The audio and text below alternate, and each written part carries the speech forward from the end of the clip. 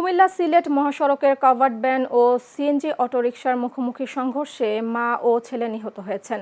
এই ঘটনায় আরও ৩ জন গুরুতর আহত হয়েছেন। বুধবার দুপুরে দেবিদ্বার উপজেলার বারেরা এলাকায় এই মর্মান্তিক দুর্ঘটনা ঘটে। নিহতরা হলেন বাঙ্গরা বাজার এলাকার গাজীরহাট গ্রামের রওশনারা এবং তার ছেলে ইয়ামিন।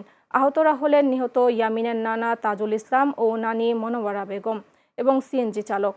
প্রত্যক্ষদর্শীরা জানান, বেপরোয়া গতিতে আসা একটি কাভার্ড ভ্যান নিয়ন্ত্রণ হারিয়ে বিপরীত দিক থেকে আসা সিএনজি অটোরিকশার সঙ্গে মুখোমুখি সংঘর্ষ হয়।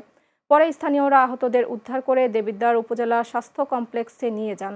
মিরপুর হাবে পুলিশ ফাঁড়ির ইনচার্জ মোহাম্মদ আক্তারুজ্জামান জানান, খবর পেয়ে পুলিশ ঘটনাস্থলে পৌঁছে দুর্ঘটনা কবলিত যানবাহনগুলো উদ্ধার করে এবং পরিস্থিতি নিয়ন্ত্রণে আনে।